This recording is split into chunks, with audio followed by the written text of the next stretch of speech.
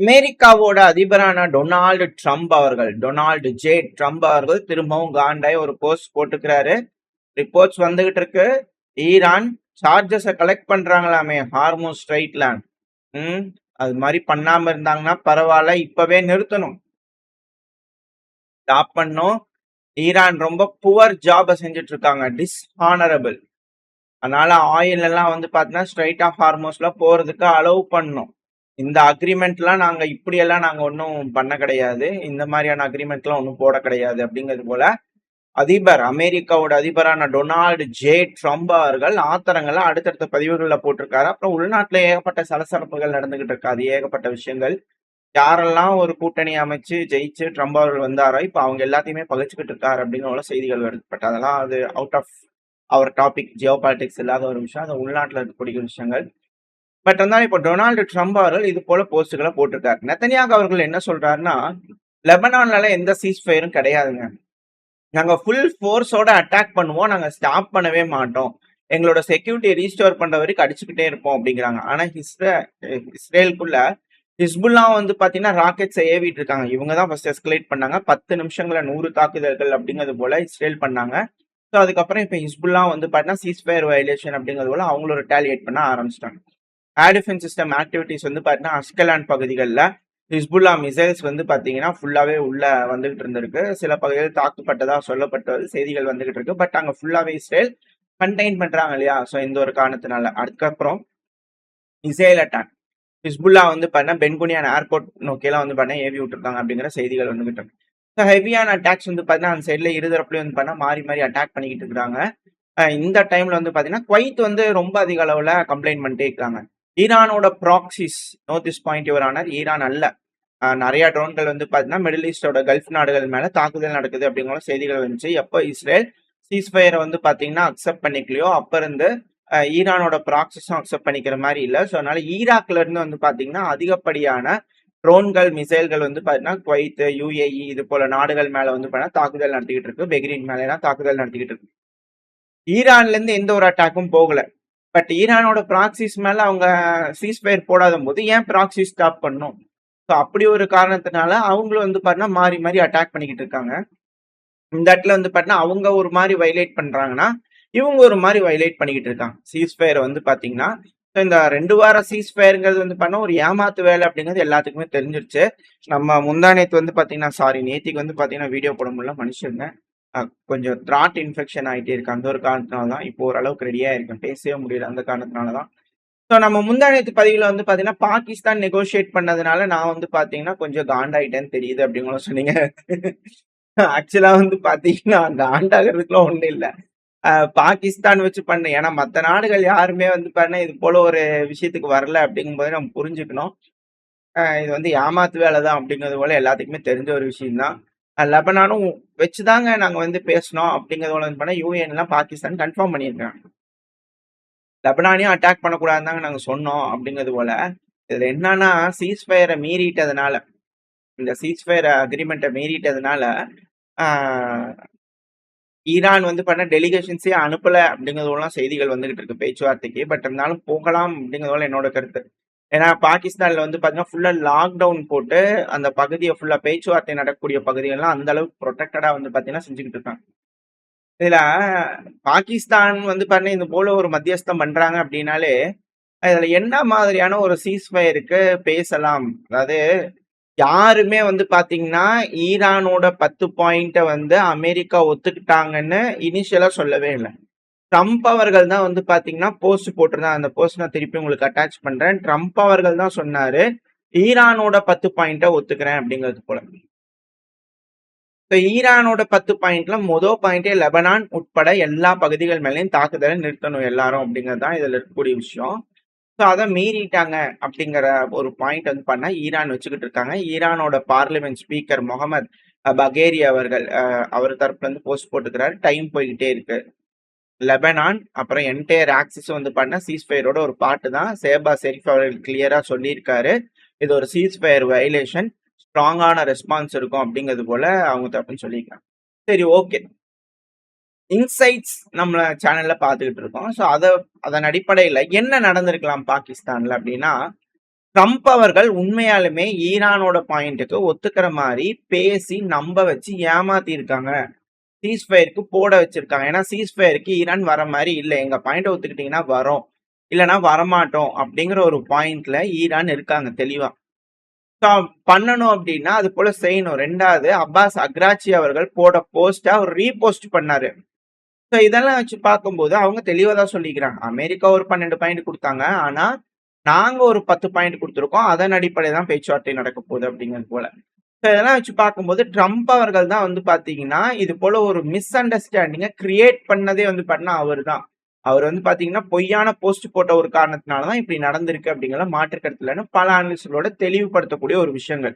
இதுல மிஸ் அண்டர்ஸ்டாண்டிங்க்குலாம் வாய்ப்பே இல்ல.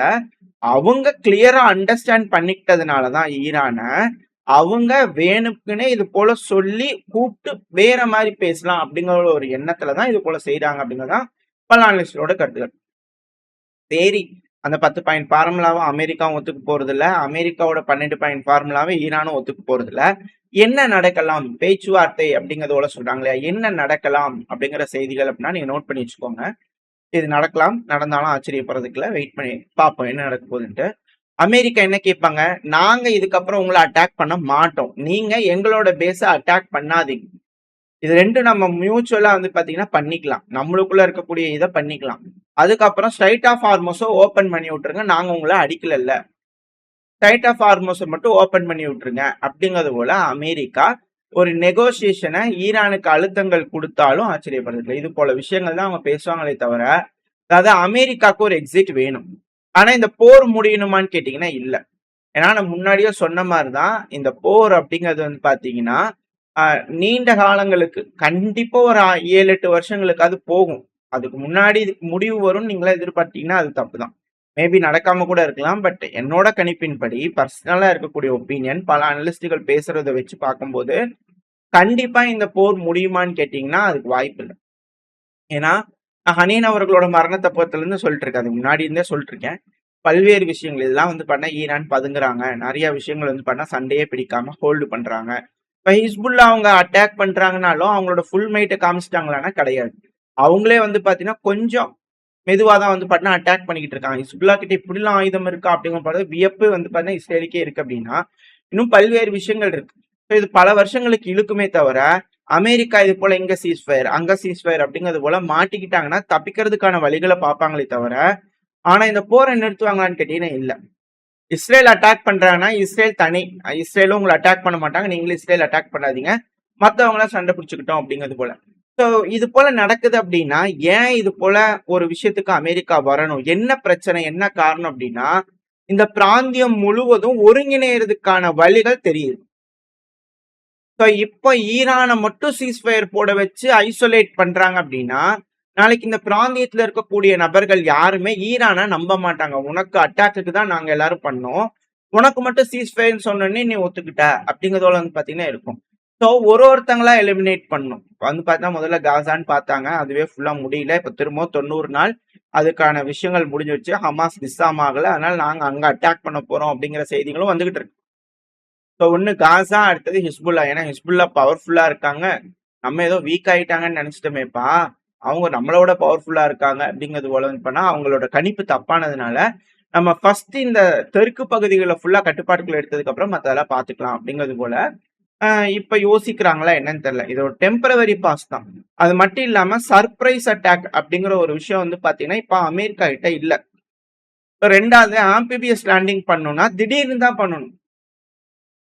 ஏன்னா அந்த பகுதிகள்லாம் கொண்டு வந்து ஈரானோட விசிபிலிட்டி ரேஞ்ச் தான் அது எல்லாமே. ஸோ அந்த பகுதிகள்ல கொண்டு வந்து அமெரிக்கா ட்ரூப்ஸ டிப்ளாய் பண்றாங்க, அதிகமா பண்றாங்க. அங்கிருந்து ஒரு ஆம்பிபிஎஸ் பண்றாங்கன்னா, அது சர்ப்ரைஸா இருக்கணும். அங்கெல்லாம் அட்டாக் நடந்துட்டு இருக்கும்போது வந்து பார்த்தீங்கன்னா, இது போல பண்ணாங்கன்னா பேரிழப்புகள் இருக்கும். பண்ண முடியாம கூட போயிரலாம். ஸோ இது போல பல காரணங்கள் இருக்கு. ஸோ இந்த டைம்ல அவங்க சும்மா வந்து பார்த்தீங்கன்னா, ஒரு டெம்பரவரியா ஒரு சீஸ்ஃபயர உருவாக்கி, அமெரிக்கா கொஞ்சம் ரிலாக்ஸ் ஆயிட்டு எல்லாத்தையும் ரெடி பண்ணி ஏன்னா அவங்களோட அட்டாக்கிங் வெப்பன்ஸ் எல்லாமே டிப்ளீட் ஆயிருக்கும். டிஃபென்ஸ் வெப்பன்ஸ் எல்லாமே டிப்ளீட் ஆயிருக்கும். ஸோ எல்லாத்தையும் ரெடி பண்ணதுக்கு அப்புறமா ஆம்பிபிஎஸ் யூனிட்ஸ் எல்லாத்தையும் ரெடி பண்ணதுக்கு அப்புறமா ஈரான் மேல ஒரு தாக்குதல் பண்றதுக்கு வாய்ப்புகள் அதிகம். கண்டிப்பா ஆம்பிபிஎஸ் லேண்டிங் பண்ணாம இந்த போர்லாம் முடியாது. அமெரிக்கா தோல்வியை சந்திக்கணும். அமெரிக்காவோட நட்பு நாடுகள் தோல்வியை சந்திக்கிற வரைக்கும் கண்டிப்பா இந்த பிரச்சனைகள் முடியாது. So cheese fire under thread அப்படிங்கிறது எல்லாத்துக்கும் தெரிஞ்ச ஒரு விஷயம் தான். இந்த சீஸ் ஃபயர்லாம் ரொம்ப நாளைக்கு ஹோல்ட் ஆகாது.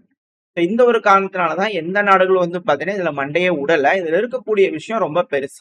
எவ்வளவுதான் அனாலிசிஸ் வந்து பாத்தீங்கன்னா பல யூடியூப்லயே நிறைய பேர் போடக்கூடிய ஒரு விஷயம் தான் பாகிஸ்தானை பத்தி. பாகிஸ்தானோட மக்கள் பாகிஸ்தான் ஆட்சி பண்ணாங்கன்னா இங்க யாருக்குமே பிரச்சனை இல்லை. பாகிஸ்தான்ன்ற ஒரு நாடு இருக்கிறதுக்கான ஒரே காரணம் இந்தியா, ஈரான், இந்தியா, ஆப்கானிஸ்தான் இந்த நாடுகளுக்குள்ள உறவுகள் ஏற்பற்றக்கூடாதுன்றதுக்காக இருக்கக்கூடிய ஒரு தடுப்பு சுவரை தவிர அது ஒரு நாடு அல்ல அப்படிங்கிற விஷயங்கள் பல தடவை வந்து பண்ண பலரும் சொல்லியிருக்காங்க. பாத்தீங்கன்னா யார் அந்த இடத்துல பிரைம் மினிஸ்டரா இருக்க வேண்டியது? இப்ப அவரு எங்க இருக்கிறாரு? ஏன் இருக்கிறாங்க? மக்களுக்கு பிடிச்சவங்க யாராவது ஆட்சி ஆள முடியுமா? யாராவது ஒருத்தவங்க முதல்ல 5 வருஷத்துக்கு முழுசா அவங்க டேர்ம கம்ப்ளீட் பண்ணியிருக்காங்களா? பாகிஸ்தான்ல அத விடுறாங்களா? அப்படியே நடந்தால் என்ன நடக்குது? அப்படிங்கிற பல்வேறு விஷயங்கள் உலகம் அறிந்த உண்மை. அது என்னதான் தெரிஞ்சுக்கிட்டாலும், புரிஞ்சுக்கிட்டாலும், அங்க ராணுவத்தோட கட்டுப்பாட்டுக்குள்ள இருக்கிற வரைக்கும் அது நாட்டோட இதே கிடையாது. அந்த ராணுவங்கிறது இங்க இருக்கக்கூடிய ஏரியால இருக்கக்கூடிய நபர்களை அட்டாக் பண்றது. பாகிஸ்தான் ஈரான் அட்டாக் பண்றாங்களா? பண்ணாங்க. ஈரான் பாகிஸ்தான் மேல அட்டாக் பண்ணாங்க. இந்த விஷயத்துக்குலாம் நடக்கிறதுக்கு முன்னாடி பாத்தீங்கன்னா தெரியும், ஏர் ஸ்ட்ரைக் பண்ணாங்க. ஸோ ஈரானுக்கு பாகிஸ்தானுக்குமே தீவிரவாத பிரச்சனைகள் இருக்கு. அதனால ஈரான் பாகிஸ்தானை அட்டாக் பண்றாங்க. ஆப்கானிஸ்தானுக்கு பாகிஸ்தானுக்கு பிரச்சனை இருக்கா? அட்டாக் பண்றாங்க. இந்தியாவுக்கு பாகிஸ்தானுக்கு பிரச்சனை இருக்கா? அட்டாக் பண்றாங்க. அங்க இருக்க ராணுவத்தோட வேலை இதுதான். இங்க இருக்கிறவங்களோட உரண்டு இழுத்துக்கிட்டு நிம்மதியா இருக்க விடாம பண்றதுக்காக மட்டும்தான் அதை வச்சுக்கிறாங்களே தவிர மற்றபடிலாம் அதெல்லாம் எதுவும் ஒரு இதா இல்ல. ஸோ அங்க வச்சு ஒரு பேச்சுவார்த்தை நடக்குது அப்படின்னா பார்த்து கோவப்படுறதுக்குலாம் ஒண்ணும் இல்ல. அது வேற மாதிரியான ஒரு விஷயத்துக்காக நடக்குது அப்படிங்கறதா அதுல இருக்கக்கூடிய யதார்த்தமான உண்மையை தவிர மற்றபடி யாரும் வந்து பாத்தீங்கன்னா கோவப்படுறதுக்குலாம் இங்க ஒண்ணும் இல்ல. யதார்த்தமான விஷயத்தை நீங்க புரிஞ்சுக்கவே மாட்டீங்க அப்படின்னா யாராலையும் ஒண்ணும் பண்ண முடியாது. It's okay. வரக்கூடிய நாட்கள் உங்களுக்கு புரிய வரும். பாகிஸ்தானோட ராணுவத்தோட விஷயங்கள் எல்லாமே வெட்ட வெளிச்சங்களாகும் அப்படிங்கிற மாற்றுக்கிறது. சரி, ஓகே, அது தனி கதை.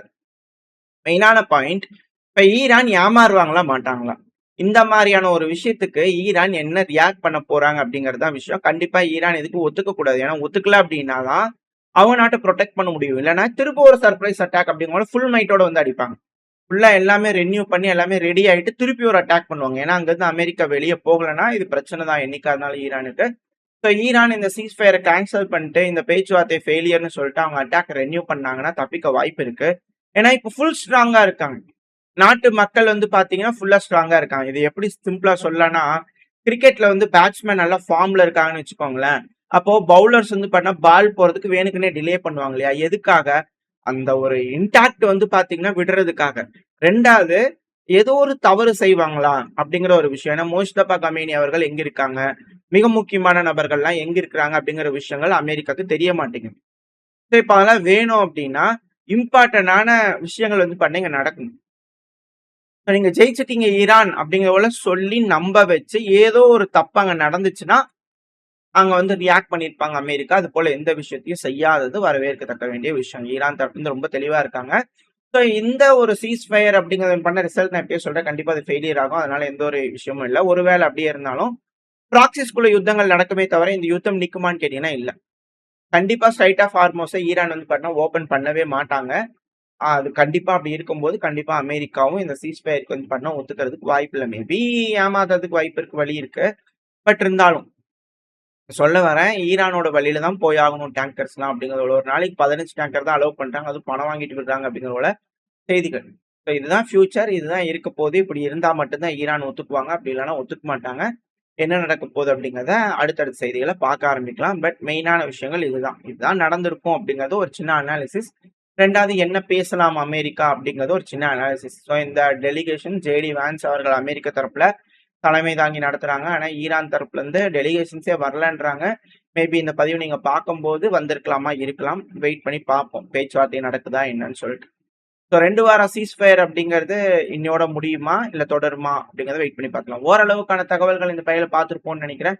இதோட இந்த பையன் நான் முடிச்சுக்கலாம். இந்த பதிவு எப்படி உங்களுக்கு பிடிச்சிருக்கா? பிடிச்சினா லைக் பண்ணிட்டு உங்க ஃப்ரெண்ட்ஸ் ஷேர் பண்ணிக்கோங்க. அது கூட மறக்காம நம்ம சேனலை சப்ஸ்கிரைப் பண்ணலாம், மறக்காம சப்ஸ்கிரைப் பண்ணிக்கோங்க. அப்பதான் நம்ம போடக்கூடிய வீடியோக்களை நம்ம யூடியூப் நாலு பேருக்கு ப்ரொமோட் பண்ணும்.